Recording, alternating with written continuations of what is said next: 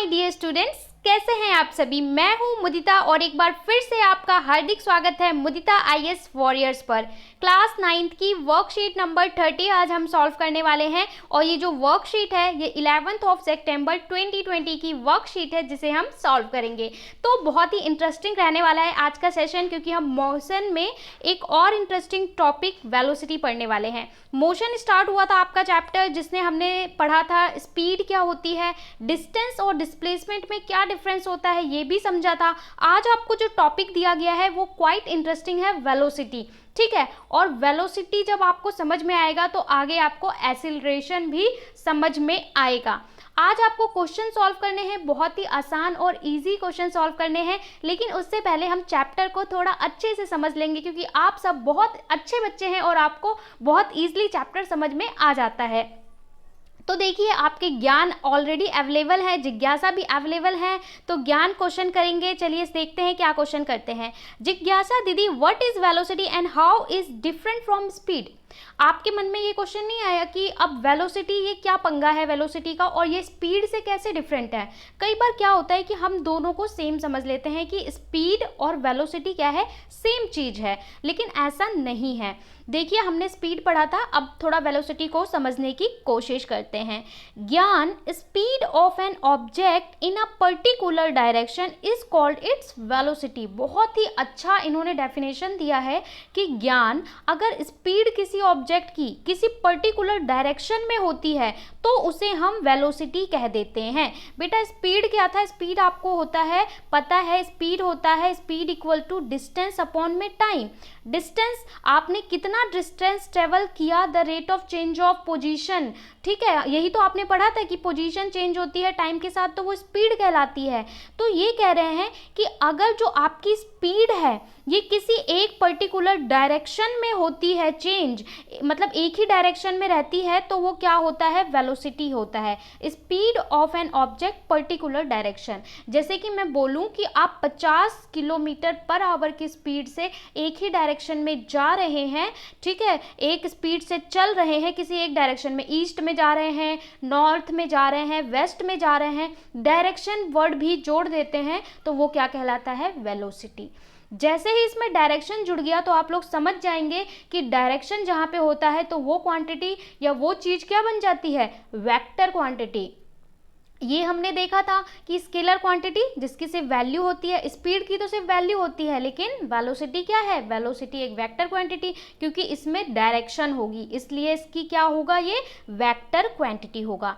Like speed it is also represented by a V. अगर आपको इसे फॉर्मूले में लिखना होगा तो आप इसे फॉर्मूले में वी की तरह रिप्रेजेंट करते हैं। ठीक है, जहाँ पे स्पीड लिखना होगा तो आप पूरा स्पीड नहीं लिखेंगे तो फॉर्मूले में इस तरीके से डिनोट कर देंगे। It show the direction of motion of the object along with speeds। ठीक है, अगर आप फॉर्मूले की बात करें तो the velocity of an object can be determine by the equation. आपको अगर वेलोसिटी निकालना है तो आप इस इक्वेशन से निकाल सकते हैं, या फॉर्मूला है, वेलोसिटी को हम लिखते हैं डिस्प्लेसमेंट अपॉन टाइम। स्पीड कैसे निकालते थे बेटा, डिस्टेंस अपॉन टाइम। यहाँ पे क्या निकालते हैं, डिस्प्लेसमेंट अपॉन में टाइम। ठीक है, तो डिस्प्लेसमेंट की यूनिट भी क्या होती है, मीटर, और टाइम की सेकंड, तो इसलिए इसकी एसआई यूनिट भी क्या हो जाती है, मीटर पर सेकंड। अब एक बच्चे ने कमेंट में ये पूछा कि उसे डिस्प्लेसमेंट समझ में नहीं आया। यहाँ पे डिस्प्लेसमेंट नहीं दिया गया है। लास्ट वर्कशीट में डिस्टेंस और डिस्प्लेसमेंट में डिफरेंस मैंने अच्छे से समझाने की कोशिश की थी, फिर भी अगर नहीं समझ में आया तो मैं एक बार फिर से आपको डिस्प्लेसमेंट समझा देती हूँ कि डिस्प्लेसमेंट क्या होता है। देखिए, अगर आप जो डिस्टेंस है, ये है आपका डिस्टेंस, ठीक है, डिस्टेंस, और एक है आपका डिस्प्लेसमेंट। पहले बात करते हैं डिस्टेंस की। डिस्टेंस है, डिस्टेंस के लिए आपका पॉइंट ए है, दूसरा पॉइंट है बी।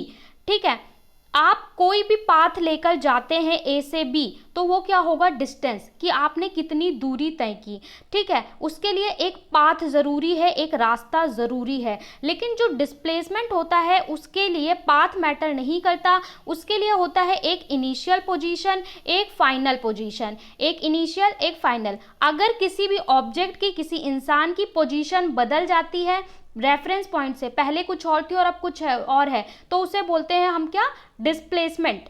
ठीक है, उसके लिए पाथ मैटर करता है डिस्प्लेसमेंट के लिए। इसके लिए मैंने आपको एक सर्कुलर एग्जांपल भी सिखाया था कि देखो कि अगर ये सर्कुलर ट्रैक है, आपने देखा है जो रेस में भागते हैं वो सर्कुलर ट्रैक पे भागते हैं, तो अगर मैं बोलूँ सर्कुलर ट्रैक में, तो यहाँ पे एक इंसान है ए, उसने इस पॉइंट से भागना शुरू किया, यहाँ से भागना शुरू किया और वापस घूम के यहीं पे आ जाता है, ठीक है। तो अब इस पूरे का जो डिस्टेंस कितना होगा, मान लो इसका सर्कल का जो पाथ है वो 100 मीटर है, तो उसने डिस्टेंस कितना ट्रेवल किया, 100 मीटर, लेकिन डिस्प्लेसमेंट क्या होगा, 0। डिस्प्लेसमेंट 0 क्यों होगा, क्योंकि उसकी फाइनल पोजीशन यही है, इनिशियल भी यही है, उसकी पोजीशन में कोई भी बदलाव नहीं आया, तो उसका डिस्प्लेसमेंट 0 होगा। इसी ट्रैक में अगर मैं बात करूं कि ये ए पर्सन आके यहां पहुंच जाता है, यहां पे खड़ा होता है, अब इसका डिस्टेंस कितना होगा, अब इसका डिस्टेंस होगा 50 मीटर, क्योंकि इसने आधा रास्ता ट्रेवल किया है। और डिस्प्लेसमेंट कितना होगा, डिस्प्लेसमेंट मतलब होता है शॉर्टेस्ट डिस्टेंस,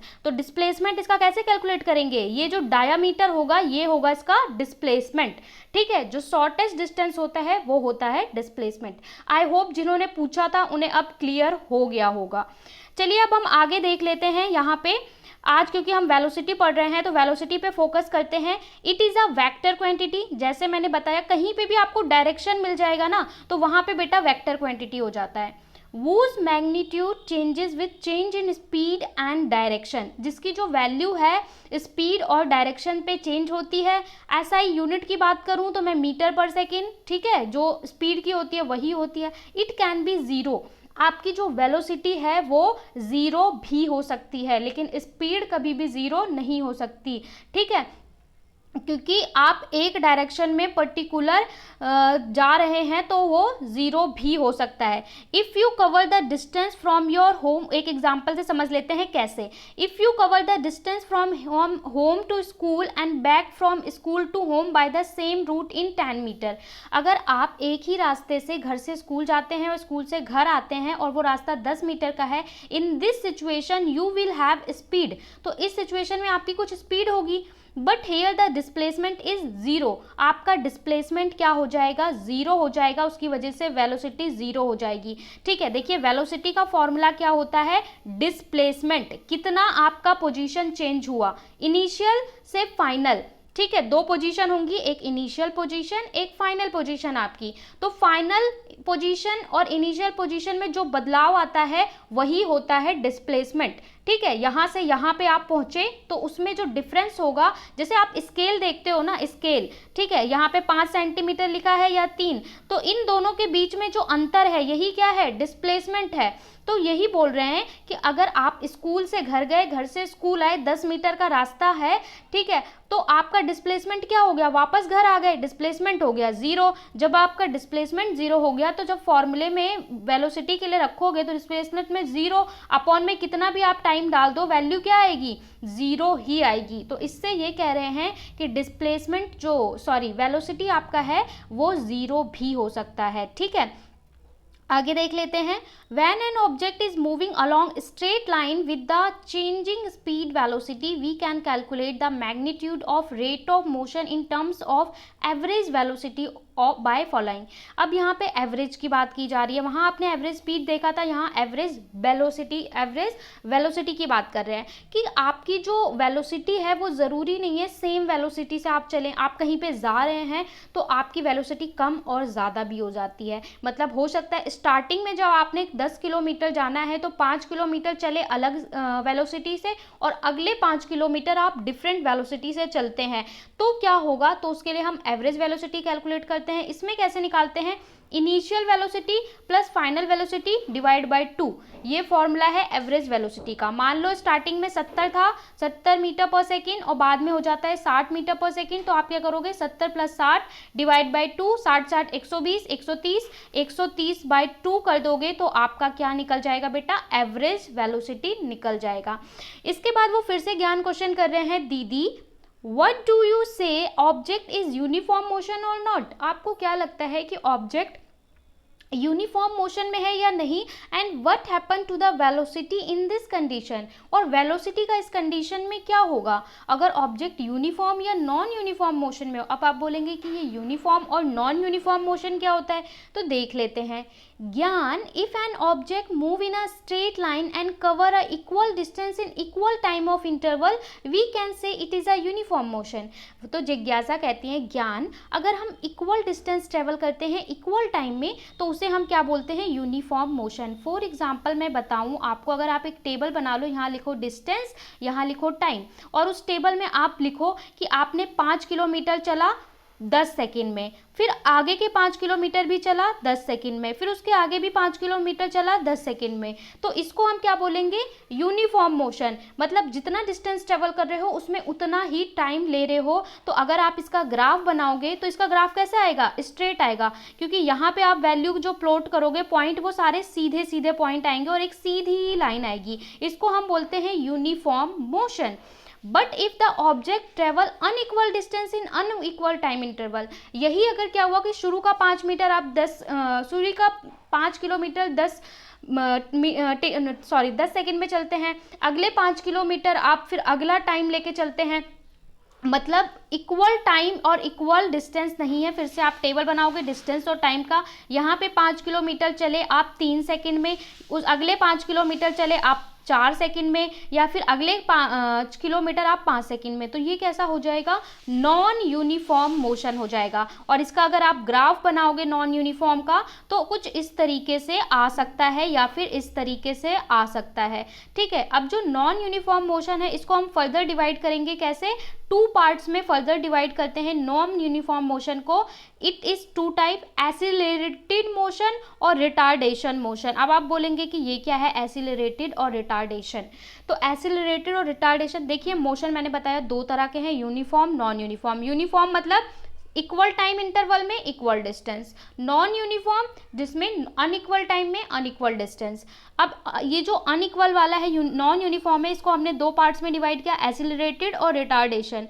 एसिलरेटेड क्या होता है, when velocity of an object increases with time.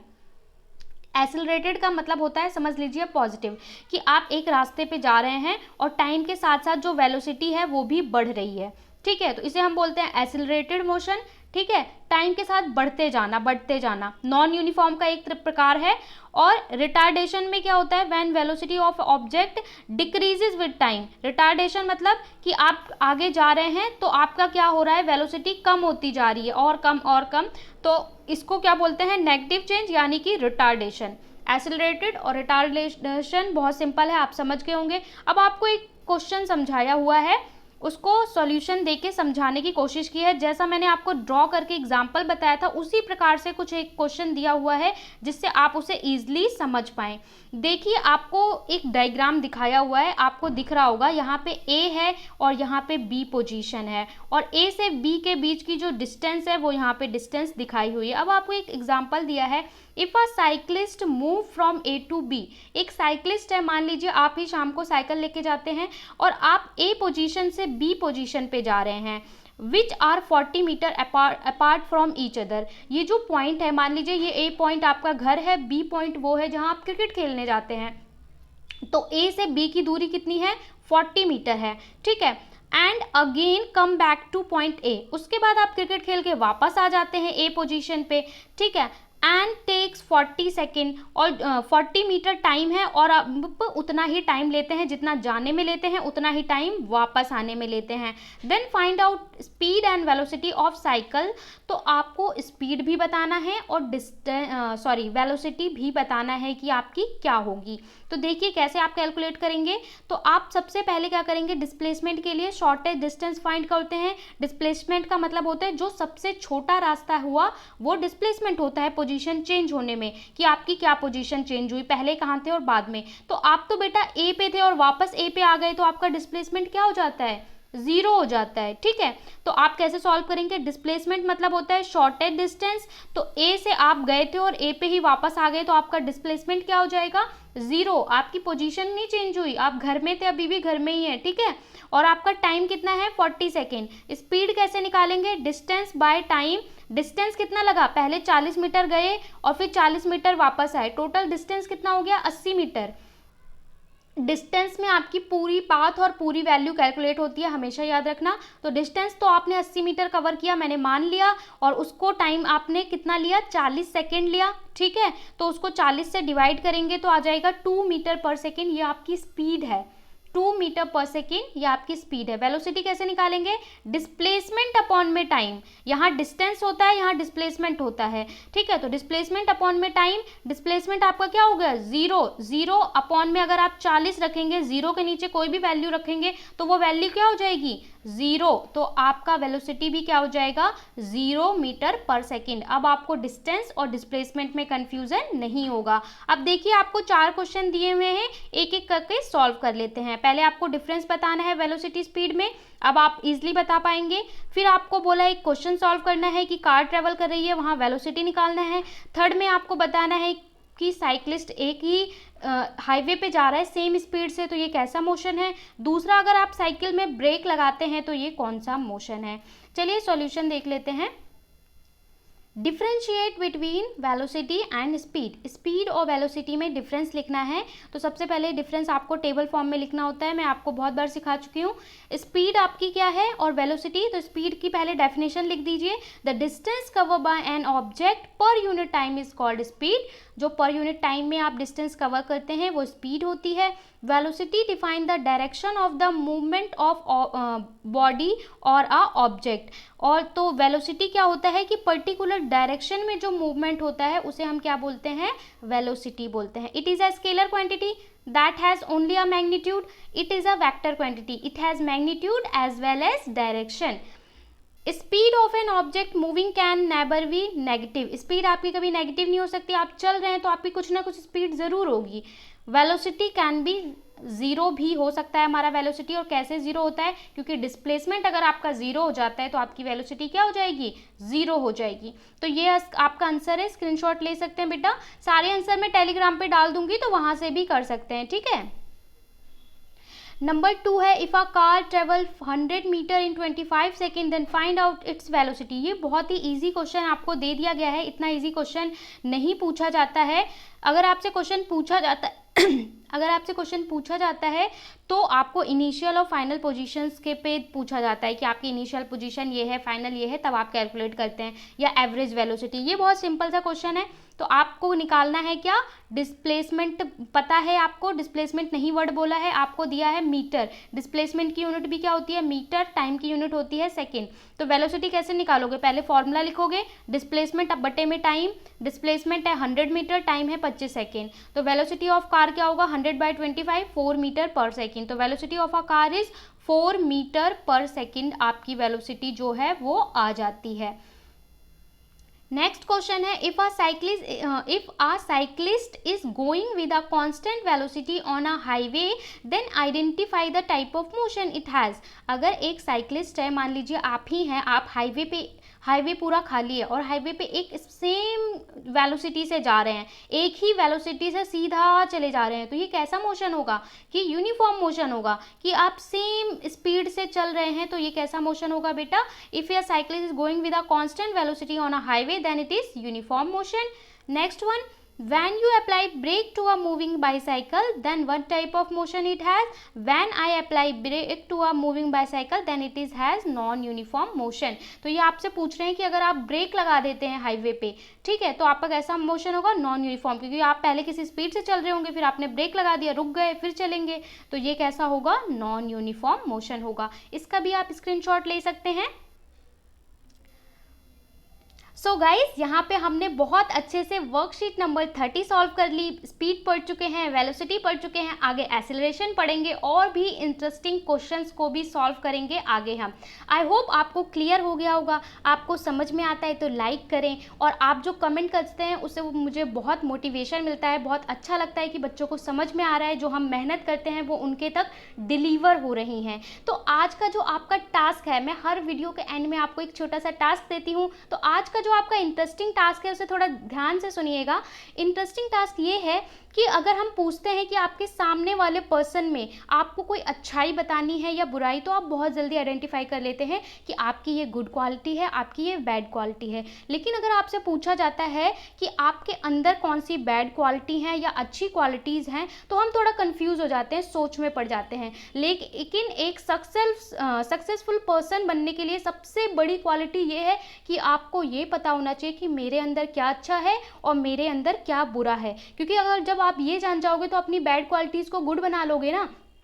मैं आपको एक लाइव एग्जांपल बताती हूँ। मेरे एक इंटरव्यू में मुझसे पूछा गया था कि आप अपनी 5 बैड क्वालिटीज़ जो आपको लगता है कि आपके अंदर अच्छी चीज़ें हैं और आपके अंदर बुरी चीज़ें हैं जिन्हें सही करना चाहिए, वो बताइए। ठीक है, तो मैं आपसे शेयर करती हूँ अपनी एक गुड एक बैड क्वालिटी। आपको भी अपनी अपनी एक गुड एक बैड क्वालिटी कमेंट बॉक्स में बतानी है। अगर आप आइडेंटिफाई कर पाएंगे कि आपकी बैड क्वालिटी क्या है, तो आप उसको इम्प्रूव भी कर लेंगे और आप अपनी सारी गुड क्वालिटीज़ बना लेंगे। तो मेरी गुड क्वालिटी ये रही है, चाहे मैं स्कूल में थी, कॉलेज में थी या अपनी जॉब में, इंजीनियरिंग में, हर जगह मेरी गुड क्वालिटी ये है कि मैं बहुत ज़्यादा ऑनेस्ट और पंक्चुअल हूँ। मैं कभी भी अपने स्कूल, कॉलेज या जॉब में कभी भी मैं लेट नहीं हुई, हमेशा ऑन टाइम, अपना काम हमेशा ऑन टाइम, ऑन डिसिप्लिन। तो मेरी डिसिप्लिन और ऑनेस्टी मेरा पॉजिटिव वर्क है, या पॉजिटिव आप बोल सकते हैं क्वालिटी है।